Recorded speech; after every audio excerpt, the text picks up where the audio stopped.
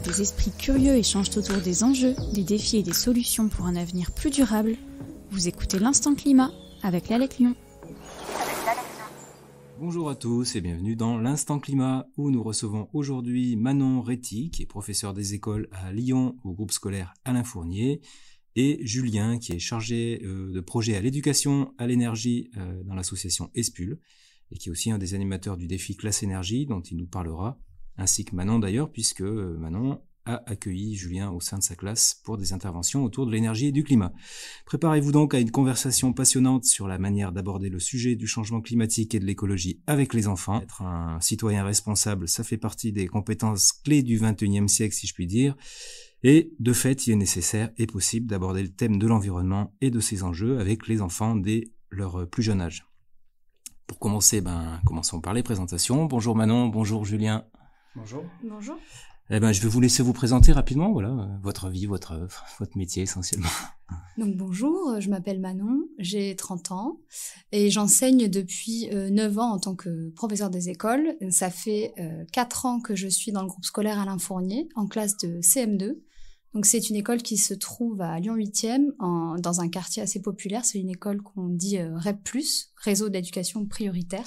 Et donc bonjour, moi c'est Julien, je suis chargé de projet éducation à l'énergie au sein de l'association ESPUL, qui est une association lyonnaise.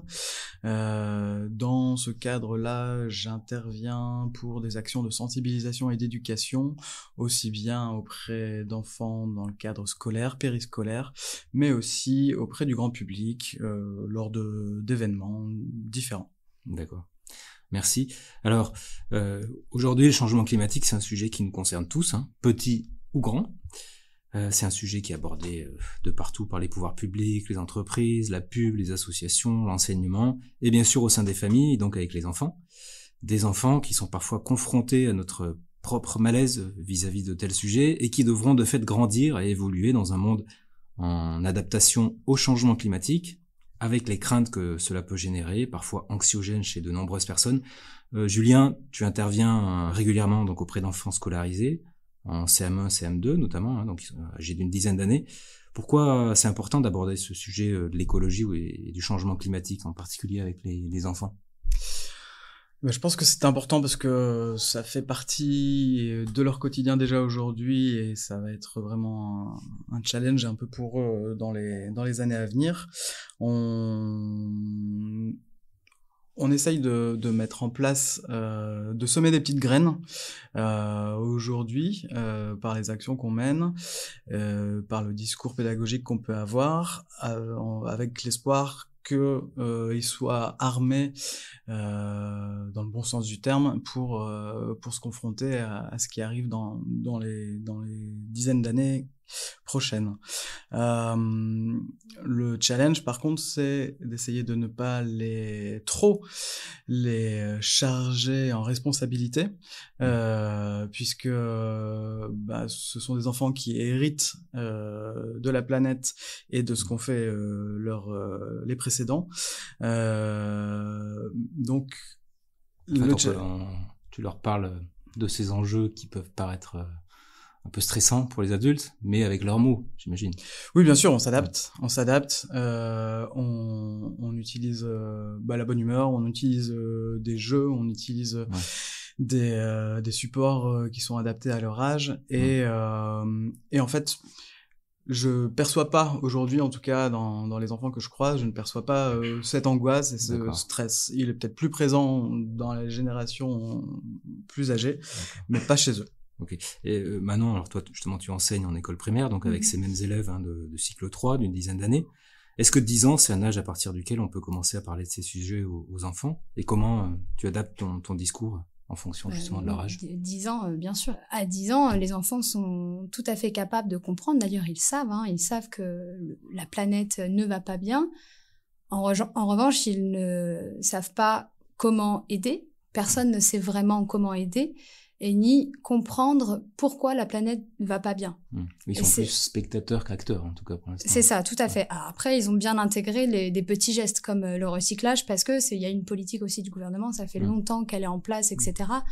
Donc, ils commencent à entendre ça.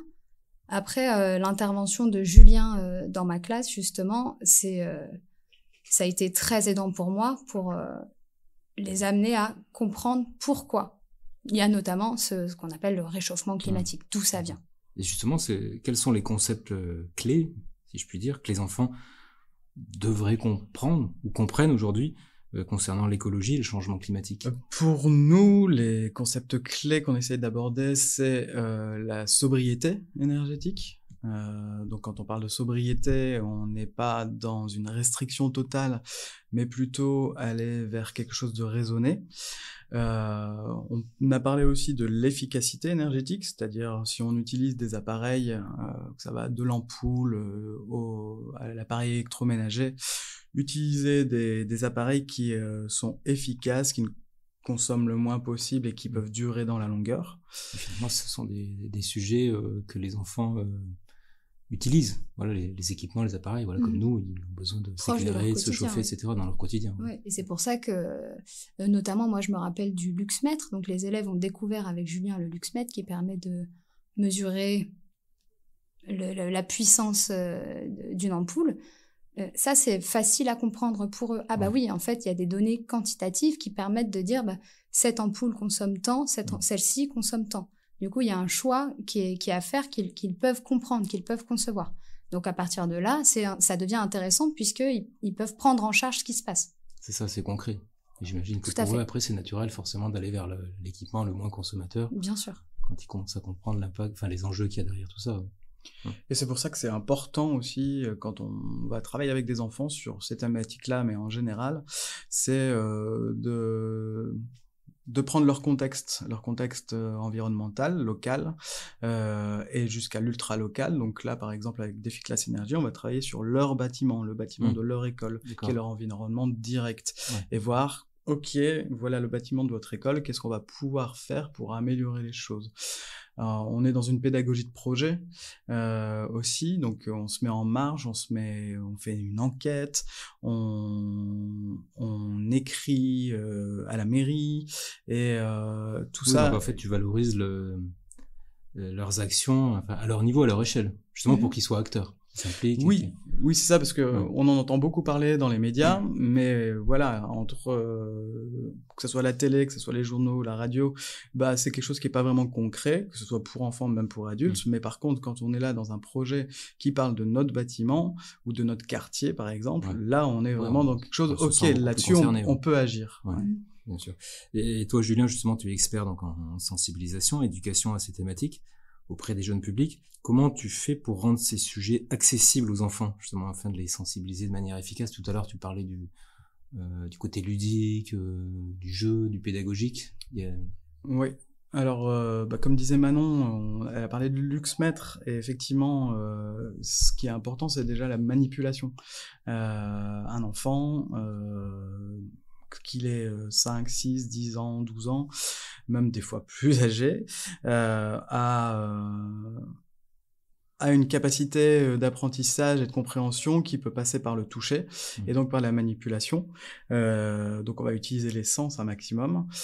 On va passer par des petits jeux, on va se raconter des histoires, je pense à un moment à une petite activité où on découvre les différentes planètes du système solaire avec les différentes atmosphères des planètes, et voilà, l'histoire c'est on prend notre fusée, on se balade de planète en planète, et voilà, les enfants sont embarqués, il y a l'imaginaire qui parle, et ça aide. D'accord. Et quelques mots peut-être sur le défi Classe Énergie, parce que je rappelle comme ça, c'est un programme, je crois, qui est éducatif aux économies d'énergie pour les écoles et les collèges en tout cas pour le secteur de la métropole de Lyon, ce qui nous concerne, qui est piloté par l'ALEC Lyon depuis plusieurs années, avec l'appui, justement, c'est intéressant, c'est quand même appuyé et soutenu, financé par la collectivité, la métropole, dans le cadre de son plan d'accompagnement à la transition à la résilience. Et je crois savoir que c'est en même temps co-construit en collaboration avec l'académie. Donc c'est quand même quelque chose qui est sérieux, si je puis dire. C'est un programme donc qui a pour objectif d'initier une démarche globale de développement, on va dire, durable, en partant des enfants et au-delà. Est-ce que ce défi permet justement d'ouvrir différemment les oreilles des enseignants, de l'école, des parents, Bien sûr, au-delà, parce qu'il y a aussi une question de transmission. En tout cas, dans notre quartier, c'est la question écologique, elle est très peu abordée dans les familles. D'ailleurs, avec le défi classe énergie, il y a aussi un défi à la maison qui est en complément, qu'on a proposé aux élèves. Et on a très peu de données qui sont revenues de ce défi-là. C'est quelque chose c'est un thème qui est difficile. Enfin, il est difficile que ce thème rentre dans les familles. Donc, il y a aussi tout un défi de transmission en se disant, on sensibilise les enfants au maximum, on les responsabilise eux, sans trop les inquiéter, comme a dit Julien. Et après, on espère, c'est vraiment une graine qui est plantée, on espère qu'ils vont pouvoir en parler à leurs parents, qu'il y a des choses qui vont se mettre en place. Vous avez des retours parfois de parents qui ont écho de ce qu'ils ont fait justement dans les interventions? Alors, soit Manon directement cette année, puisque tu viens d'avoir le défi classe énergie, ou Julien sur d'autres écoles, hein, parce que tu te balades dans pas mal de classes sur la métropole de Lyon. Je prends la parole. Je pense qu'il faudrait carrément faire venir les parents dans la classe pendant ces séances. Ça, c'est un petit peu notre défi aussi dans ce quartier, c'est que les parents restent assez loin de l'école. Donc, moi, j'ai eu des retours sur un parent qui nous a accompagnés, parce qu'on a été reçus à l'hôtel de ville de Lyon, qui nous a accompagnés. J'ai eu un retour très positif de ce parent-là. Et parce que, voilà, il a vu un petit peu la finalité de notre projet. En revanche, il faudrait qu'on trouve d'autres solutions pour faire venir les parents qui viennent travailler avec leurs enfants sur ces temps-là. Oui, moi personnellement, alors, il y a des parents qui me font des retours, mais c'est pas forcément dans le cadre de défi classe énergie. On est plus sur lors des activités périscolaires, au moment où les enfants viennent les chercher et qui montrent ce qu'ils ont fabriqué ou des choses comme ça. Voilà. D'accord. Manon, justement, toi, tu expliquais bien, hein, tu interviens dans un cadre spécifique, voilà, par rapport au type de population que tu reçois dans le cadre de ta classe. Est-ce que tu ressens certains obstacles ou défis, justement c'est le cas de le dire, défis classe énergie, auxquels on peut être confronté lorsqu'il s'agit d'expliquer l'écologie aux enfants, et comment tu vas les surmonter? Voilà, j'ai bien entendu, hein, proposition d'ouvrir ce type de démarche avec les familles, c'est intéressant. Ouais. Oui, alors il y a des obstacles aussi où parfois on est confronté, il y a un double discours en fait, à la maison et à l'école. Il y a déjà eu des élèves, moi j'ai abordé la transition écologique sous d'autres formes avant de travailler avec Julien, où c'était oui mais moi à la maison, non, je fais pas comme ça, ou je m'en fiche. Et là c'est très difficile puisque il y a d'un côté les habitudes familiales et de l'autre, nous on est un petit peu dirigiste dans ce qu'on transmet, même si c'est dans les programmes scolaires depuis 2015, etc. Mais ça, c'est aussi compliqué à gérer. Parfois, on a un petit peu l'impression de ramer, quoi, très clairement, ou on mouline dans la semoule. Et en tant que professeur des écoles, on se dit, il faut garder l'espoir de on a planté la graine. Ça prend, ça prend pas, parce que sinon, on arrête tout, quoi. Ça, on n'a pas de retour direct. D'initier quelque chose, planter une graine, parce que qui dit enfant dit famille, parents, donc c'est vrai que ça va quand même de pair. Alors aujourd'hui, peut-être que dans certaines familles, c'est les enfants qui donnent un petit peu la leçon aux parents sur ces sujets-là. Et puis dans d'autres cas, les enfants sont à 10 000 lieues de ces sujets-là parce qu'ils sont pas justement dans un cadre où on parle de ces sujets, où les gens, voilà, comme tu disais, s'en foutent un petit peu. Ouais. Et dans notre quartier, c'est l'école, c'est la sensibilisation à l'écologie. D'accord. Et Manon ou Julien, hein, tous les deux, chacun regarde votre métier. Puisque là, on parle d'une classe que vous avez expérimentée récemment, mais sur tous les enfants en général, comment vous évitez de susciter l'anxiété? Tout à l'heure, tu disais que vous ressentiez pas spécialement ça, mais aujourd'hui, on peut trouver une certaine peur chez les enfants, hein, tout en les informant sur ces enjeux environnementaux, car j'imagine que pour parler d'économie d'énergie renouvelable, de sobriété, d'effet de serre, etc., c'est qu'au départ, vous partez des risques qu'on encourt à ne rien faire. Et c'est là justement que ça peut entraîner un blocage, aussi bien chez les enfants. Comment vous faites pour éviter justement ce stress que ça peut... Ce qu'on essaye de faire, c'est aussi parfois de ramasser leurs questions et de prendre leurs questionnements sur ces sujets-là, et essayer peut-être de déconstruire des idées reçues ou même des dangers qui peuvent paraître imminents parce que on en parle partout. Alors, je veux pas dire qu'on n'est pas dans l'imminence, on se rapproche tout doucement de l'imminence, mais en tout cas que voilà, eux à leur place, ils sont enfants, ils ont une vie d'enfant à vivre aussi, et que c'est l'affaire en partie des grandes personnes. Eux peuvent véhiculer des messages, ils peuvent comprendre pour être armés pour la suite, mais c'est aussi amener ça de manière joyeuse. Enfin, si j'étais un intervenant qui arrivait avec en pleurant chaque matin en classe parce que les nouvelles du monde, ça, faut pas aller dans le sens où de toute façon on est foutu, donc autant rien faire. Voilà, je pense que c'est aussi à nous d'aborder ça avec le sourire et voilà. Aujourd'hui, c'est vrai que ce sont parfois ce qu'on disait, hein, les enfants qui expliquent à leurs parents pourquoi il faut économiser l'énergie. Et ce n'est pas forcément facile en tant que parent d'aborder ces sujets, d'être référent.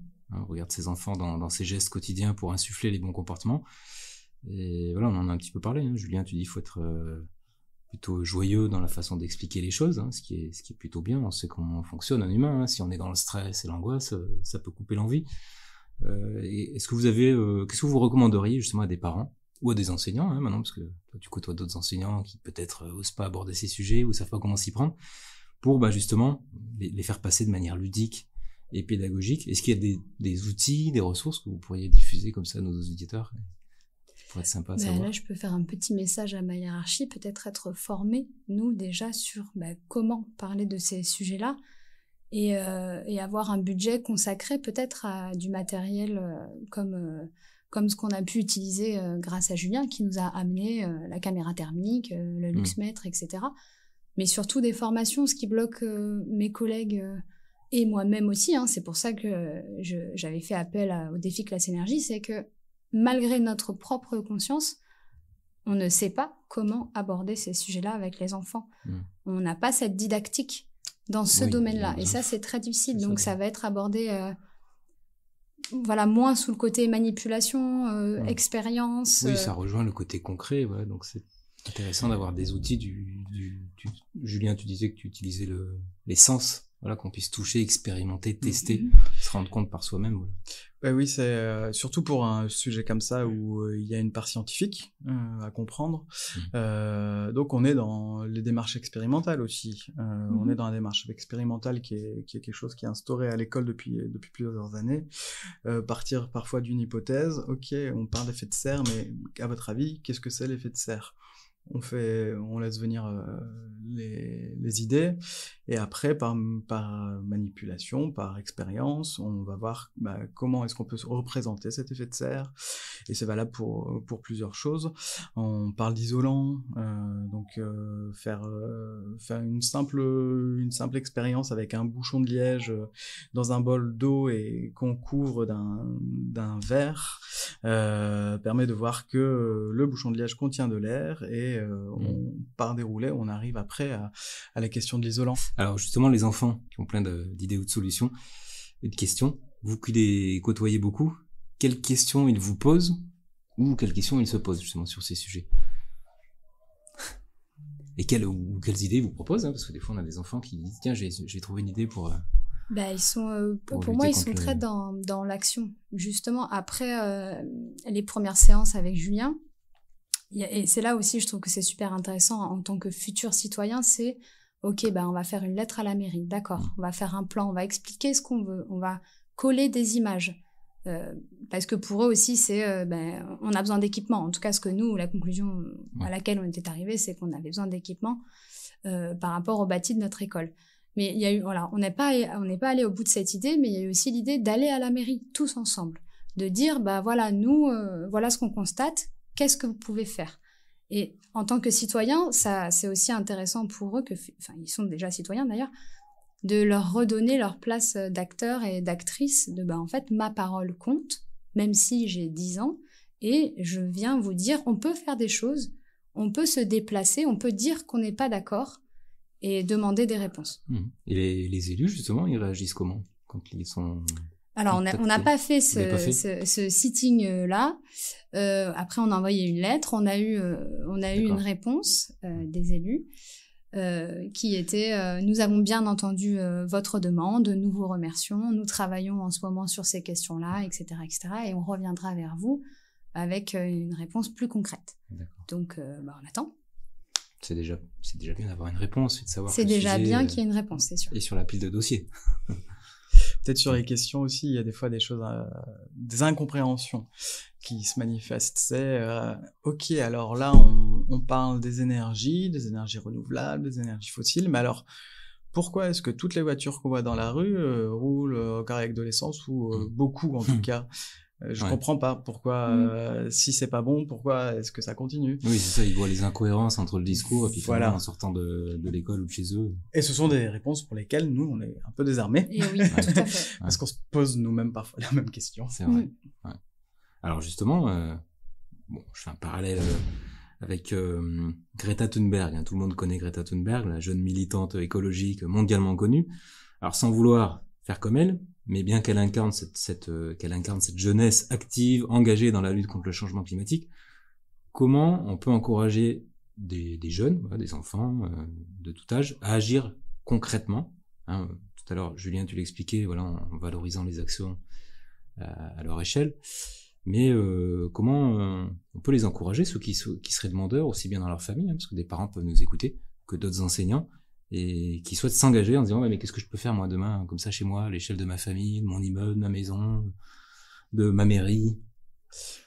Alors je pense que c'est le rôle des institutions, que ce soit l'école, les collectivités, de mettre en place des zones d'échange et des zones d'écoute pour la jeunesse sur ces thématiques-là. C'est quelque chose qui se fait un petit peu sur la ville de Lyon, par exemple. Un peu comme les conseils municipaux. Les conseils municipaux pour enfants, voilà. Mais je pense que ça devrait être quelque chose vraiment de généralisé. Pour avoir participé à 2 conseils municipaux d'enfants, ces questions-là sont vraiment au cœur de leur réflexion, et ça fuse d'idées. Donc le fait d'avoir cet espace d'expression permet de le faire, par exemple. Et maintenant, toi, tu fais partie de la communauté scolaire éducative, tu es motivé pour aborder ces sujets dans ta classe, mais tous les enseignants n'en font pas autant, j'imagine. Est-ce qu'en tant qu'enseignant, justement, on se sent légitime aujourd'hui pour aborder ces sujets? Tout à l'heure, tu exprimais le fait que ça serait bien que les instances allouent plus de besoins matériels de formation. Mais justement, c'est plutôt louable de voir qu'il y a quand même des enseignants comme toi qui font appel à des associations pour faire intervenir des experts et aborder ces sujets. Et j'imagine que c'est pas facile de se... Non, c'est clair que c'est pas facile du tout. Et alors moi, j'ai candidaté pour le défi Classe Énergie parce que ça m'a aussi été proposé dans les projets de la métropole. Donc c'est bien, ça veut dire que la métropole met en place des choses pour travailler sur ces questions-là avec nous, les écoles.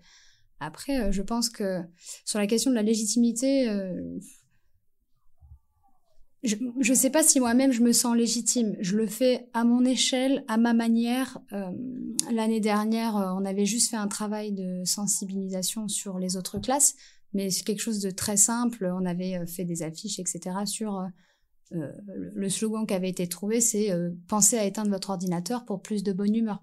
Voilà. Et le fait d'aller... Et avant ça, on avait mené l'enquête toujours dans l'ultra local. Mais c'est à mon échelle. Après, comme on a dit tout à l'heure, est-ce qu'il y a un impact réel ou pas? Je ne sais pas. Pour moi, tout ce qui compte, c'est déjà qu'on en parle, et surtout dans ces familles-là qui sont très, très peu sensibilisées à la question. Après, il y a aussi d'autres problématiques dans leur environnement qui font que cette question-là, elle est amoindrie. Mais je pense que c'est aussi quelque chose que l'éducation nationale pourrait banaliser dans le temps dans le temps scolaire, instaurer un cours sur l'environnement et ses enjeux dans le programme scolaire, et effectivement après du coup il faudrait former aussi les enseignants, il existe pas mal de ressources, mais il y a peut-être pas forcément une ressource clé, une encyclopédie entre guillemets qui permettrait pour les enseignants d'aller se documenter. Donc c'est toujours un travail de fouille, le travail d'enseignant, et donc c'est quelque chose qui demande du temps. Ouais, c'est chronophage et il faut faire l'effort d'aller chercher en fait. C'est ça. Exactement. Ouais, mais ça demande du temps en préparation et ça demande du temps aussi de le caler dans l'année scolaire. Manon et sa collègue m'ont dit en fin d'année, là c'est plus possible, on est en CM2 et à la fin de l'année, le départ pour le collège, on est sur les derniers apprentissages, voilà, on avait un mini projet encore pour conclure et faire quelque chose dans l'école, ça n'a pas pu se faire, mais enfin j'ai envie de dire que elles ont déjà mis en place beaucoup de choses dans l'année, mais il y a un manque de temps aussi. Tout à fait. Ouais. Mais du coup, ça contribue à ce que tu disais Manon, à semer des graines. Oui. C'est des petites choses, c'est comme les éco-gestes souvent. Parce que certains vont dire, oui, mais ça sert à quoi de faire un petit geste par-ci, par-là, mais justement, si personne ne fait rien. Par contre, quand on additionne les petits gestes ou les petites graines, ça peut germer. Donc ça fait partie de cette mais il faut arroser volonté. Aussi. Il faut arroser. Tout à fait. Oui, c'est ça, parce que c'est vrai qu'on voit et... certains, pour ne citer aucune marque, mais on va dire des distributeurs d'énergie, d'équipements qui sont pas les plus louables au regard de l'environnement, qui eux sèment des graines publicitaires et sont très présents visuellement, justement un coup d'arrosage budgétaire. Donc là finalement on est dans l'éducation, la sensibilisation, sensibiliser c'est rendre sensible à, donc c'est vrai que si c'est la base, quand on est sensible à un sujet on se dit justement je savais pas. Et la compréhension de l'environnement, et la compréhension. tout simplement, dans donc lequel voilà, ils grandissent. C'est tout à fait louable de prendre ce temps qui n'est pas forcément toujours facile à trouver. C'est aussi ça, bien on en a tant qu'enseignant, tellement d'injonctions parents. Administratives dans les programmes scolaires que je voudrais vraiment dire ça, je rejoins tout à fait Julien, ce serait bien qu'il y ait un temps... alors, c'est déjà obligatoire parce que c'est dans les programmes scolaires, mais on met tellement l'accent, notre hiérarchie nous demande de mettre l'accent sur ce qu'on appelle les fondamentaux, donc c'est-à-dire le français et les mathématiques, ce qui fait que nous-mêmes, on a déjà cette pression-là, et ce qui squeeze à chaque fois, c'est l'éducation au développement durable. À part si on le fait en projet comme ça. Et moi-même, j'avais peur de ne pas avoir le temps de le faire, ou simplement en fin d'année comme ça, avec les quelques élèves qui restent, ce qui s'était passé l'année dernière, que j'ai voulu candidater au défi classe énergie. D'accord. Ce qui est étonnant finalement, parce qu'en plus c'est quand même un sujet qui recoupe pas mal de matières qui sont enseignées dans les fondamentaux. On parlait de sciences, voilà, il faut faire du calcul, il y a une notion physique, mécanique, historique aussi, quand on travaille sur les révolutions industrielles, etc. Tout a commencé là, on va dire. Donc c'est vrai qu'il y aurait pas mal de croisements à faire pour que les programmes s'uniformisent. Ouais, c'est une matière transversale. C'est ça. Et c'est une matière transversale, mais et c'est peut-être ça aujourd'hui son problème, c'est qu'elle est tellement transversale qu'elle n'est pas identifiée en tant que telle comme étant une matière qui peut être récurrente toutes les semaines à la même heure ou voilà, quelque chose comme ça. Et dans ce temps-là, ça pourrait être un exercice de mathématiques lié au développement durable ou à l'environnement, un exercice de philosophie, questionnement philosophique. Oui, parce que là on parle d'enfants de CM1, CM2, mais les dispositifs comme les défis classe énergie ont lieu aussi en collège, et puis après voilà, quand on reste jeune, ça dépend jusqu'où on met la limite, mais c'est tout le milieu éducatif qui peut être concerné. Et dès la maternelle. Dès la maternelle. Moi, je fais des activités périscolaires des fois avec des enfants de maternelle et des petits sur base d'un livre. Ça, c'est peut-être aussi un outil qui peut être utilisé par des parents qui se posent la question de comment aborder les choses. Partir d'un livre, d'une lecture d'un livre, c'est quelque chose de magique. Derrière, il y a toujours des questions, des réflexions et des questionnements. Et voilà. C'est vrai que la lecture est une bonne porte d'entrée. Alors, question perso, et pas piégeuse du tout, rassurez-vous. Je suppose que vous appliquez dans votre vie, votre quotidien, ce que vous enseignez aux enfants. Oui, bien sûr. Alors vous êtes devenu sobre en énergie à quel âge? Voilà, moi j'ai grandi aux Antilles, alors autant vous dire que la question écologique, pareil, elle était un petit peu là sans être là, mais maintenant j'habite à Saint-Fond. On manque de compost le Grand Lyon, s'il vous plaît, mettez des petits composts comme dans le 6e et dans le 7e. C'est en cours, hein, la loi change au 1er janvier 2024, donc, mais le message est passé. Ouais, voilà. Donc moi j'ai 41 ans aujourd'hui, je pense que ça fait à peine une dizaine d'années que je m'intéresse à ces questions-là et que depuis 10 ans, progressivement, je mets en place à mon échelle différentes choses, avec en plus des fois cette lumière qui me dit tu vas dans les classes pour en parler, donc n'hésite pas à le faire chez toi. Je me trouve assez cohérent, mais voilà, on a toujours notre réalité personnelle qui fait que on ne peut pas... Mais c'est là qu'on voit que c'est un sujet quand même assez récent malgré tout, même si on aurait bien fait d'en parler un peu plus tôt, parce que sans trahir vos âges, je crois que Manon, tu nous l'as dit, hein, je crois. 30 ans, c'est ça? 30 ans, ouais, j'ai Julien, 41.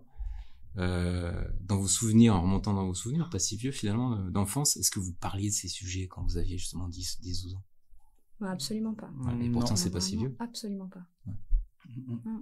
Non, je pense vraiment pas, et je pense vraiment que c'est quelque chose de récent. Et D'où le fait de semer des graines et d'attendre que ça germe. Voilà, c'est un peu le début. Ça va. En espérant que ça grandisse. Mais il y a déjà des petits arbustes. Hein. Voilà, c'est ça, c'est ce que j'allais dire. Il y a déjà des arbustes qui vont se transformer en arbres. Et c'est justement cette jeunesse qu'on souhaite, qui va s'emparer de ces sujets de manière peut-être un peu plus efficace que certaines anciennes générations. Moi, j'ai assez confiance quand je vois la réception. Oui, justement, c'est la question que j'allais poser. Donc, c'est une très bonne transition. Quel message inspirant et positif vous pouvez donner aux jeunes ou aux parents? Oui, moi, c'est une question c'est un message de confiance.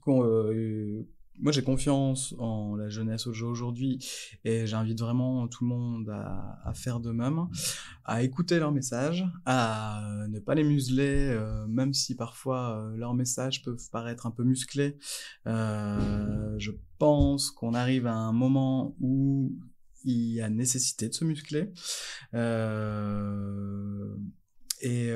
pense aussi que j'ai espoir que l'école, qui est un fondement de la République, de l'État, s'empare encore davantage. Je sais qu'il y a une volonté de la part des enseignants, tout niveau confondu, et je pense vraiment que au niveau de l'État, il y aura une prise de conscience et des actions plus importantes dans les années à venir, dans les mois à venir, ça serait encore mieux. Je rejoins tout à fait Julien, notamment sur la confiance. En tant que prof des écoles, dans ma vie personnelle, je rencontre beaucoup de personnes qui ont une vision assez négative de cette nouvelle génération par rapport aux écrans, etc. notamment. C'est et moi qui suis toute ma semaine avec eux et elles, non, je peux vous dire qu'il y a énormément d'idées, il y a énormément d'idées novatrices, et que moi également, je leur fais confiance. Et j'espère c'est pas j'espère, c'est je leur fais confiance, et je sais que ce côté illogique, ça marque aussi. Moi, j'ai un petit peu une histoire similaire, mais avec les inégalités de richesse, où quand j'étais enfant, je ne comprenais pas les inégalités. Ça ne faisait pas sens pour moi qu'il y ait autant de personnes riches et si peu de personnes riches et autant de personnes pauvres. Et voilà, donc là, j'ai grandi avec ça a développé certaines convictions que j'ai, et j'imagine que pour eux, ça va être la même chose sur la question écologique. Oui, c'est ça. Si l'État s'en empare dans les prochains mois. C'est un message plutôt positif, voilà, au regard de ceux qui décrient un peu ces générations, comme quoi ils ne sont pas que passifs. Exactement. Et écervelés, entre guillemets, en consommant de l'information qu'on leur donne et qu'on souhaite leur mettre dans le crâne. Mais c'est que certains sont déjà acteurs, peuvent le devenir et ont toutes les clés en main finalement pour agir. Encore une fois, si on leur donne un espace d'expression et si on leur donne du temps et de l'écoute, si on leur accorde de l'écoute, ils sont prêts à en découdre. En tout cas, merci beaucoup Manon et Julien pour cet instant climat passé ensemble. C'était vraiment très enrichissant d'échanger avec vous et de partager votre retour d'expérience et vos points de vue sur la manière de parler écologie, climat aux enfants. Merci, c'était un plaisir. Également, merci beaucoup. Et merci Manon, puisque c'est vrai que je l'ai pas dit, mais on a enregistré depuis l'école Alain Fournier, donc dans ta classe, c'est très sympa. Et puis pour l'instant, il est l'heure de conclure. Retrouvez-nous lors d'un prochain Instant Climat, et vous pouvez aussi écouter notre podcast, la FAQ de l'énergie et du climat. Et si vous souhaitez contribuer et proposer des sujets et des invités, Rendez-vous sur www.alec-lyon.org. En attendant, restez à l'écoute pour découvrir d'autres sujets inspirants et de précieux conseils et témoignages. À très bientôt. Au revoir. Au revoir.